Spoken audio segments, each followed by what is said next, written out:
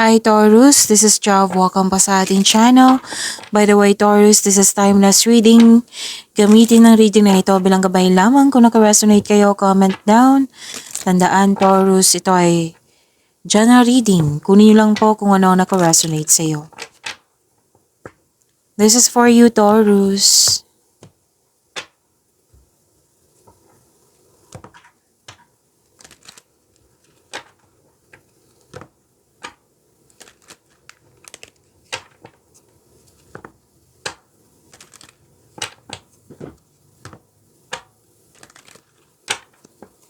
Para po ito sa iyo, Taurus.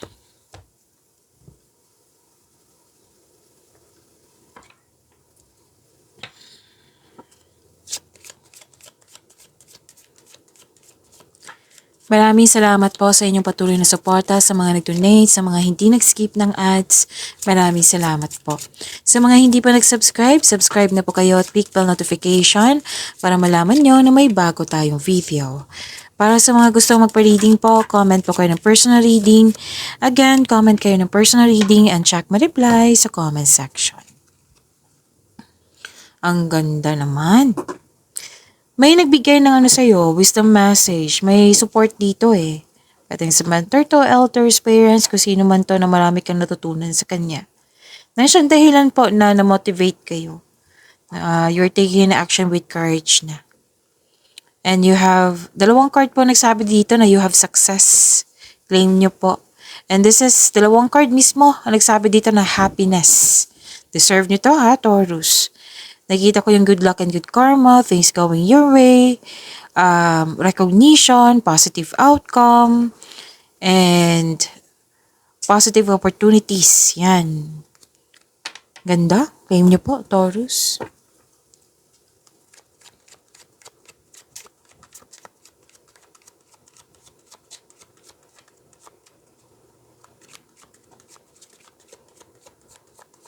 Energy po ni Taurus.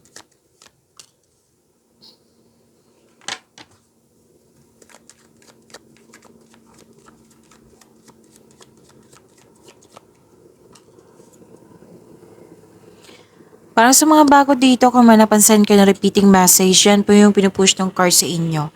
Like for example, nanood kayo sa isang video reading nyo, sa daily, monthly, weekly at dito 10 at may napansin kayo na repeating message. Yan po yung pinupush ng card sa inyo na kailangan nyo bigyan ng atensyon, solusyon at aksyon kung maaari po. So na yung energy ni Taurus.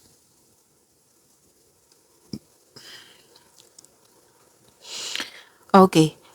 Dalawang card mismo nagsabi dito na new beginning. Nagkaroon ng clarity, nagkaroon ng determination, maraming ideas. Oo, na binigyan mo siya ng aksyon para magkaroon ng maagang resulta po. May magaganap na importanteng pag-uusap or confrontation sa isang tao. Ang advice ng card dito na makinig kayo sa inyong intuition kasi ito yung magagabay sa iyo patungo sa right path, patungo sa success. Napansin din nila na gumagaling ka sa iyong communication skills. Sa mga single dito, huwag po daw kayo mag-alinlangan na mag-invest sa bagong pag-ibig.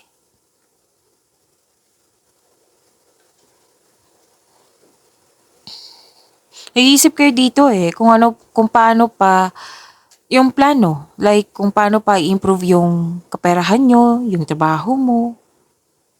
Bagong simula to, dalawang card mismo nagsabi dito. You're very inspired. Maraming gawain.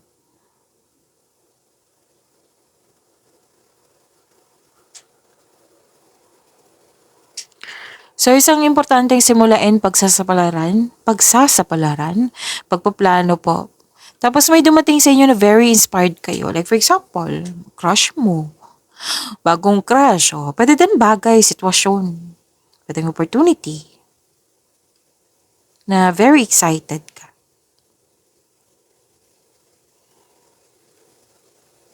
Pwedeng project to, paglalakbay, pagsisimula ng koneksyon sa isang tao, pagsisimula ng trabaho, negosyo, project.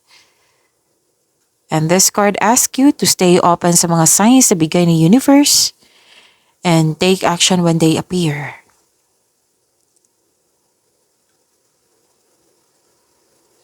May chance kayo maglakbay sa malayong lugar. Pwede din nasa abroad na kayo or mag-abroad kayo.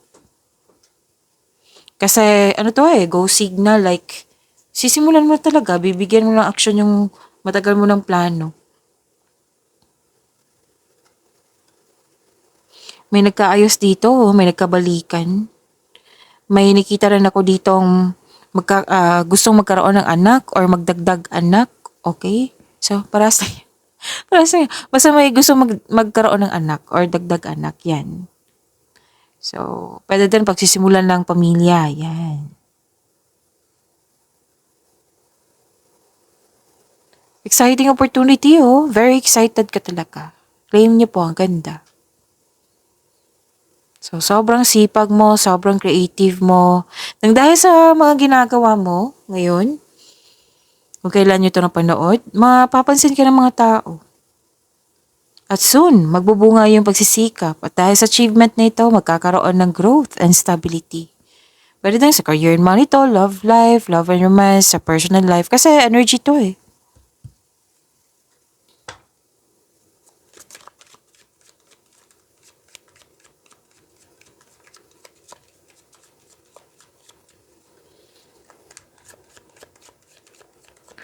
Career and money ni Taurus.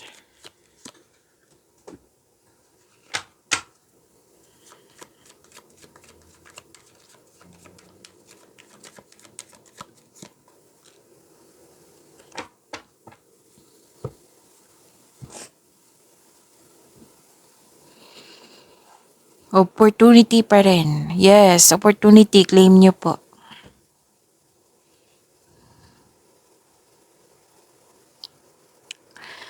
May parating na masaganang panimula sa workplace, sa negosyo, which is sinabi dito, 'di ba, sa energy card mo kanina. At ang paalala ng card dito, nag-remind na card na mag-ingat sa paggawa ng plano para magtagumpay ito. Ang ilan sa inyo na dinedevelop nyo po yung bagong hobbies nyo, skills nyo, para pandagdag income. You're very tutok sa mga ginagawa mo ngayon. Pero natuwa ako sa nakita ko dito kasi hindi ka nagmamadali. Yung very effort ka talaga, putting effort without rushing. Nakikita ko rin dito na may mabuting balita po o ukol sa bagay na papasukan. Pwedeng natanggap kayo sa trabaho, scholarship application, loan application, any kind of application. Matatanggap po kayo. So, ito pa rin, 3 card na nagsabi dito na bagong simula sa trabaho or sa negosyo. Sabi ng yung card dito, patuloy mo lang ang pagsisikap, Taurus. Tutukan mo ito kasi magkakaroon ng self and financial growth. See? Ang ganda. Maging bukas din po kayo sa mga advice ng nakakatanda sa iyo or may well-experienced na. Oo, kasi isa sila sa makatulong sa iyo. Which is sinabi din dito, di ba? Natandaan nyo na may magbigay ng wisdom message sa iyo. So, sa mga naguguluhan dyan, kung gusto nyo ng advice, then ask your mentor, your elders, wiser. Kasi naman to, coach pa ito.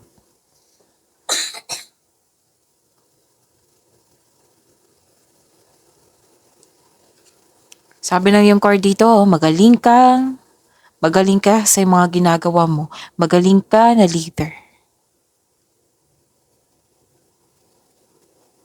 Gumagawa ka ng logical na aksyon sa iyong mga layunin sa buhay na maaring humantong sa pagiging sariling boss or ito ay pagtanggap ng promotion, may leadership role na binigay sa iyo.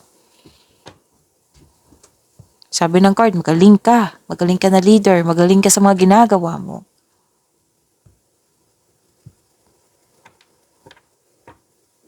So, ginagalang ka kinikilala ka. Marami ka na kasing nagawa dyan na kabutihan. Like, naging successful.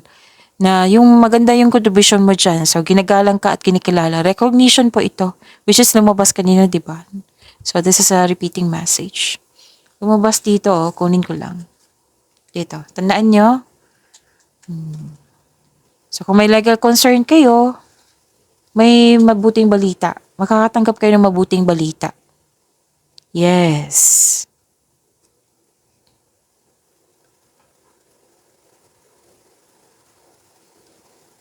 May naalala kayo dito eh. Pwedeng loss of connection, loss of things, or loss of opportunity. Sabi ng yung card dito na mag-move forward. Kailangan ng pagtanggap at move forward. Focus kayo sa mind healing instead of suffering. Okay? So, question yourself. Tanungin mo yung sarili mo. Deserve mo bang mag-suffer? Diba? Hindi. So, mag-focus kayo sa mind healing. Magtiwala sa kung ano ang darating. Kung hindi ka comfortable ngayon, makukuha mo naman ang yung kailangan mo, sabi ng yung card. Basta po, i-release mo yung negativity, palitan mo ng positivity, lalo na sa iniisip mo.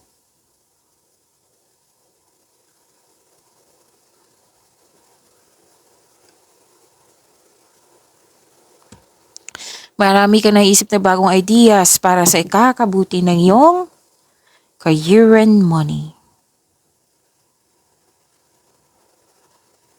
Pwedeng may travel, business travel, or mag-abroad kayo, or... nasabi kanina, diba? So, repeating message naman. Different card siya, ha? And... Oo, paglalakbay to eh.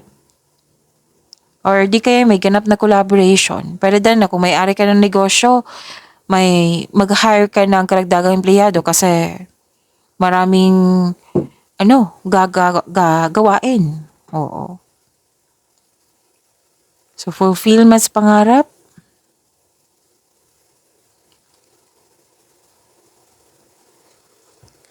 Fulfillment sa pangarap. Granted yung manifestation mo. Success in workplace and home. I-acknowledge mo na nagbigay ng suporta sa'yo galing sa iyong mga kasamahan dyan. Grupo ng tao nakikita ko dito. Kung ikaw may balak mag-change career, very supportive yung group of people. It might be this is your friends or family. So, may bonding ako nakikita dito. So, nagpo-focus ka sa katahimikan, satisfaction, oo, na very thankful ka sa mga nangyari po. Kasi may completion of cycle. Pwedeng may natapos kang gawain dyan. Na-achieve, yan.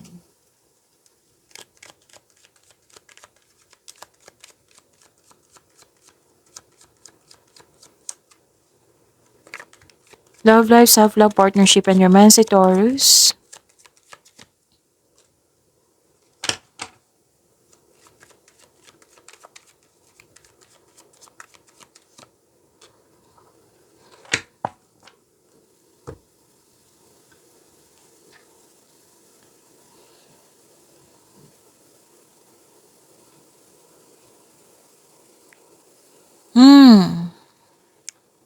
Okay. Taurus, may nakita ko dito malungkot ka. Sadness, nasaktan. Nang dahil sa mga iniisip mo eh. Pwedeng may tuto sa desisyon mo, ideas or plano. Or di kaya tungkol to sa third party. Remember, yung paalala ko sa inyo kanina, this is general reading. This is, kung kunin nyo lang kung ano yung naka-resonate sa iyo. Huwag nyo kunin kung hindi naka-resonate sa iyo. Kasi general reading po ito.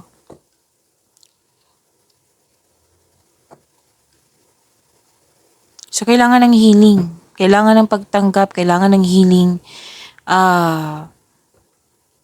Your emotions is valid naman. Oo. So, healing ay kailangan po.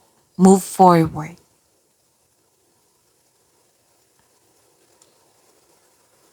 Kasi nakita ko dito na may conflict or argument. Someone is giving up. Pwedeng may inang iwan sa'yo na kaibigan, or iniwan mo yung kaibigan mo, or yung taong malapit sa'yo. Pwedeng person mo to. May nakita kasi akong separation. Pwedeng naalala mo to ha, or mangyayari pa lang. May argument dito, may unpleasant conversation. Nag-uusap para magkaayos pero ang ending, hindi nagkasundo.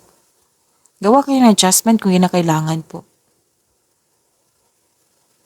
Pero itong mga pangyayari na paulit-ulit lang, sabi kasi ng card dito, Taurus, na kung paulit-ulit lang baka kailangan nyo na mag-decide.